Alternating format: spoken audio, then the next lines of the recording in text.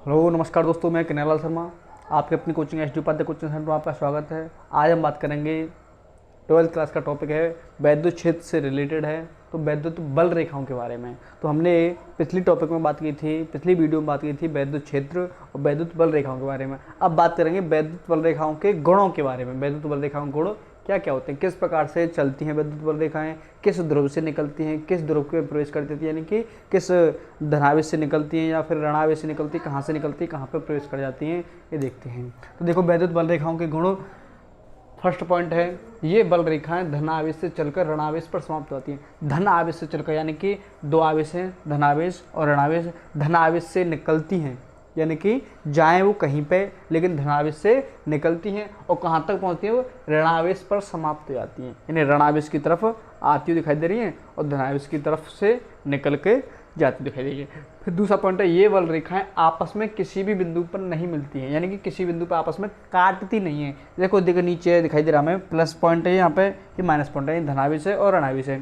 तो यहाँ से निकल रही हैं तो आपस में कहीं पे भी मिलती हुई दिखाई नहीं दे सकती। आपस में दोनों मिलती नहीं है, क्योंकि समांतर रेखा होती है। समांतर भी ना हो, अगर ये आपस में काटती हुई दिखाई दे ऐसे करके कि यहाँ पे कट जाए, एक दूसरे रेखा कट जाए, तो यहाँ पे हम एक ही बिंदु पर दो दिशा हो जाएंगी। वैद्युत बल रेखा की दो दिशा हो जाएंगी। क्यों हो जाएंगी दो दिशा? अगर यहाँ से हम स्पर्श रेखा इस बिंदु पर, आप मान के चलो ये काट के गई यहाँ पे, तो इस बिंदु पर हमने इस रेखा की तरफ सीध में बिल्कुल हमने एक स्पर्श रेखा खींच दी ऐसे करके, तो बल रेखा की दिशा इधर हो जाएगी इस बिंदु पर, और इस वाली रेखा की से खींचे तो इस बिंदु पर इधर हो जाएगी। यानी कि वैद्युत बल रेखा आपस में कभी भी काटती नहीं है, क्योंकि एक ही बिंदु पर दो दिशा संभव नहीं है। तो आगे देखते हैं। तीसरा पॉइंट है ये बल रेखाएं डोरी की तरह लचकदार होती हैं, यानी कि ऐसे करके चलती होती तो काल्पनिक है, लेकिन हमें दिखाई देती है लचकदार, मतलब ऐसे करके चलती हुई। चलती तो बिल्कुल सीधी है, लेकिन जैसे डोरी ढीली हो जाती है, ढीली हो जाती है ऐसे करके लटकी हुई, ऐसे करके ऊपर से ऐसे करके, तो ढीली यानी लचकदार होती है। अगला पॉइंट है ये बल रेखाएं खुले पथ की ओर चलती हैं। खुले पथ की ओर मतलब, खुले पथ की ओर मतलब यानी बंद पथ से निकल रही है। बंद क्या है? धनावेश है, कोई भी आवेश है, बंद पथ की ओर है, बंद पथ से खुले पथ की ओर चल रही हैं। खुले पथ की ओर चल रही है, यानी कि वातावरण में खुल रही हैं, वो वातावरण की ओर खुल रही हैं। ऐसे ही क्या बोला है भाई, ये बल रेखाएं खुले पथ की ओर चलती हैं। अगला पॉइंट है ये बल रेखाएं आकर्षण तथा प्रतिकर्षण बल का अनुभव कराती हैं। अगर ये बल रेखा नहीं निकले, यानी कि धन ध्रुव से नहीं निकलें और यहाँ पे भी धन ध्रुव हो, तो धन ध्रुव से यहाँ पे भी निकलेंगी और यहाँ पे भी निकल रही हैं, तो इनमें क्या होगा, यानी कि यहाँ पे भी धन ध्रुव हो गया, यहाँ पे भी धन ध्रुव हो गया, यहाँ पे भी धनावेश, यहाँ पे भी धनावेश, तो आपस में दोनों साइड से निकलेंगी ना, दोनों आवेशों से बल रेखा निकलेंगी, और बल रेखा निकलेंगी तो क्या होगा, आपस में प्रतिकर्षण होगा। और अगर ऐसे एक धनावेश से एक ऋणावेश है, तो एक ध्रुव से निकल रही हैं, धन ध्रुव से धनावेश से निकल रही हैं और ऋणावेश में प्रवेश कर रही हैं, तो क्या होगा, आकर्षण। यानी कि ये बल रेखाएं आकर्षण और प्रतिकर्षण का बल का अनुभव कराती हैं। इन्हीं से मालूम होता है हमें क्या आकर्षण हो रहा है या फिर प्रतिकर्षण हो रहा है दोनों आवेशों के बीच में।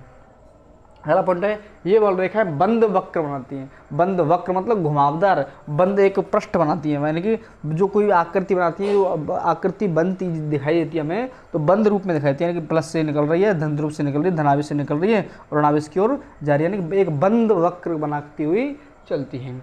अगला पॉइंट है वैद्युत क्षेत्र में खींची स्पर्श रेखा। अभी मैंने बताया है कहीं पर भी किसी भी काल्पनिक रेखा पर एक स्पर्श रेखा खींच दें, मान के चलो हमने यहाँ पर खींच दी कोई भी स्पर्श रेखा, तो वो स्पर्श रेखा है, स्पर्श रेखा उस बिंदु पर परिणामी वैद्युत क्षेत्र की दिशा को प्रदर्शित करती है। यानी इस पॉइंट पर वैद्युत क्षेत्र की जो रेखा है उस वैद्युत क्षेत्र की दिशा को बताती है, वैद्युत क्षेत्र की दिशा को बताती है। इस पॉइंट पर दिशा इस साइड में चल रही है, और हम मान के चलें इस वाली रेखा को ले लें, यहाँ से हम स्पर्श रेखा खींच दें ऐसे करके, तो इस जगह पर ऐसे इस साइड में, और हम यहाँ पर खींच दें, यहाँ पे खींच दें, तो इस बिंदु पर दिशा इधर होगी, वैद्युत बल की दिशा इधर हो जाएगी, वैद्युत क्षेत्र की तीव्रता भी इधर हो जाएगी, वैद्युत क्षेत्र की दिशा भी इधर हो जाएगी। तीव्रता नहीं बोलेंगे, वैद्युत क्षेत्र की दिशा और वैद्युत बल की दिशा और वैद्युत बल रेखाओं की दिशा बोल देंगे।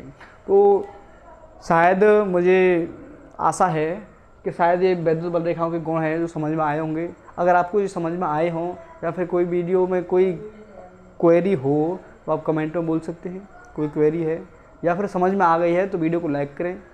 चैनल को अगर आपने सब्सक्राइब नहीं किया है तो चैनल को सब्सक्राइब करें और अधिक से अधिक संख्या में अपने दोस्तों में शेयर करें। धन्यवाद।